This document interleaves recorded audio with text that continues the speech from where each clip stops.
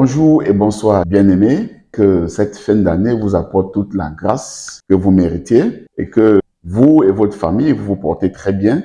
Je suis juste venu aujourd'hui pour vous avertir, pour vous mettre en garde, parce que vous savez, quand les fins d'année s'approchent comme ça, beaucoup de ces loups vont sortir pour vous promettre encore meilleure année 2025.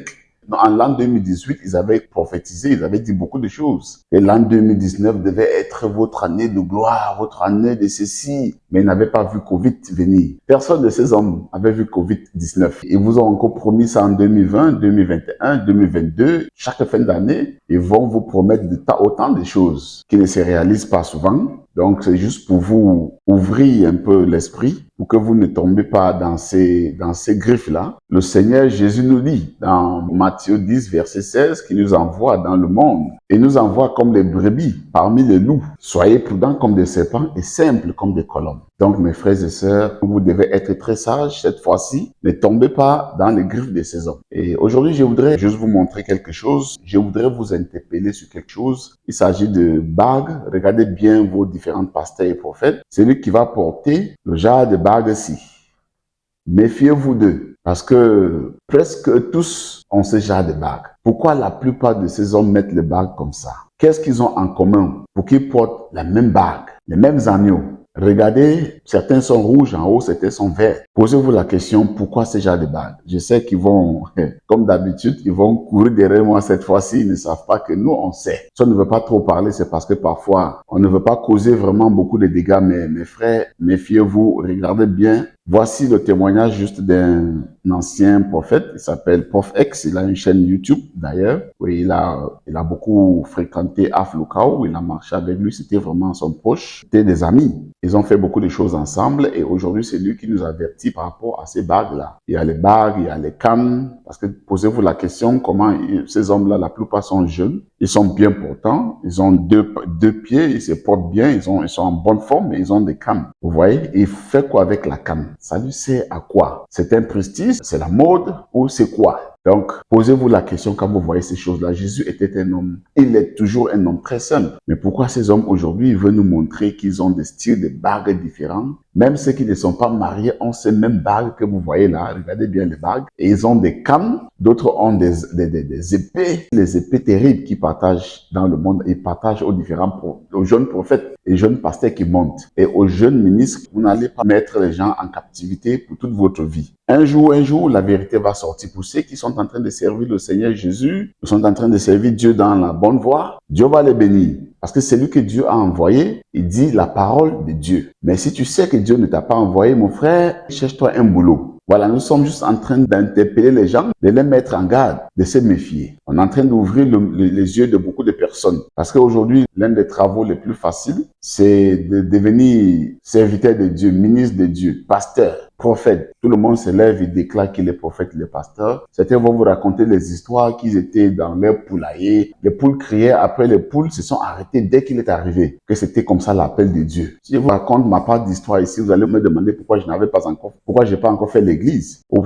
pourquoi j'ai pas encore fait une assemblée et commencé. Là où nous sommes là, c'est déjà une assemblée. On est en train de passer la parole de Dieu, en avertissant les gens. On est en train de défendre la parole selon le 5, verset 11, et en mettant en garde les enfants de Dieu. Comme vous aimez trop dire, le Dieu de mon Père spirituel, le Dieu de mon Père, est-ce que c'est le Dieu de votre Père seul? Vous-même, c'est votre Dieu. Il habite en vous si vous êtes les enfants de Dieu. Pourquoi l'appeler Dieu de mon Père, de votre Père spirituel? Pourquoi? Il vaut mieux l'appeler comme la Bible dit. Si vous êtes les enfants de Dieu, vous devez lire la Bible. La Bible l'appelle le Dieu d'Abraham, d'Isaac et de Jacob. La Bible l'appelle le roi des rois, Père éternel, Seigneur Jésus-Christ. Vous pouvez même l'appeler comme ça. Mais c'est quoi Dieu de mon Père? Vous ne savez même pas d'où il vient. Il se déclare Père spirituel et vous le suivez seulement comme des moutons. Maintenant, ils vont arriver à l'église et commencer à parler.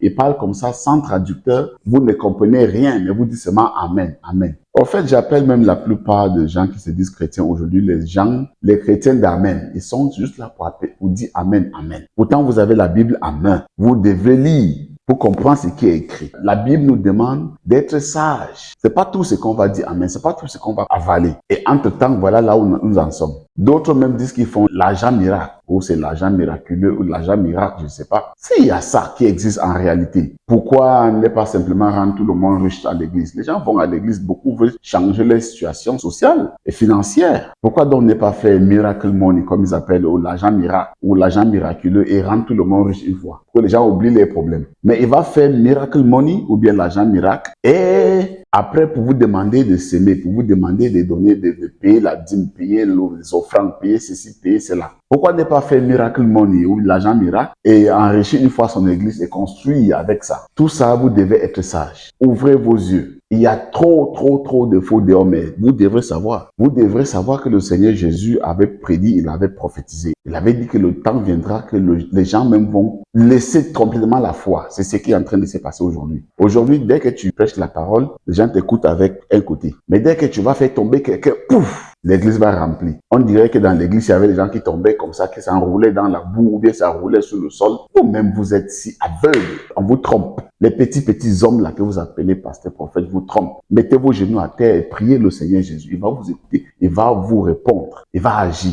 Mais il agit à son temps. Donc, mes frères et sœurs, le témoignage de Prof X aujourd'hui doit nous inspirer. C'est vrai, il parle en anglais. Vous pouvez aller sur sa chaîne YouTube. Il parle en anglais. Mais nous qui parlons anglais, grâce à Dieu, je parle 6 langues en tout. C'est une grâce. Et la langue française, c'est ma 4e langue. Ça, c'est la 3e fois que je vous dis ça ici. Je n'ai pas honte de parler. Et parfois même, c'est les spectateurs, mon audience, la famille. Parfois, ils me corrigent. C'est par là où j'apprends. C'est chaque jour qu'on apprend. Je suis en train de me perfectionner. Donc, cet ancien prophète a vécu dans le monde vraiment sombre. Il est sorti aujourd'hui pour avertir les enfants de Dieu.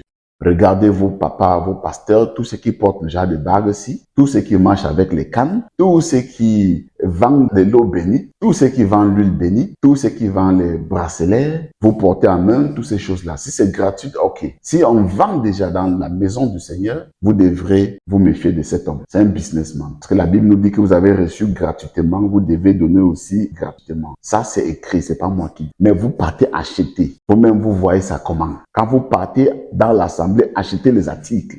Ne vous soumettez pas aux hommes, soumettez-vous à Dieu. Colossiens 2, versets 8 à 9, vous devrez le lire. Colossiens 2 nous préviennent aussi. Prenez garde que personne ne fasse de vous sa proie. Avec la philosophie des hommes et tout, etc.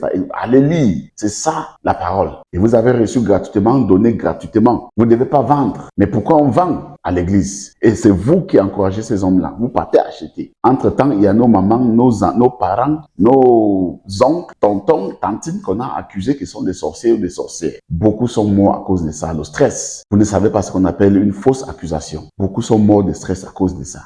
Les innocents. Tout ça à cause de vos hommes que vous appelez pasteurs et prophètes. Entre-temps, vous avez la Bible en main. La Bible vous dit que celui qui a envoyé dit la parole de Dieu. Après, ils viendront vous mentir. Ils sont inspirés. Quelle inspiration?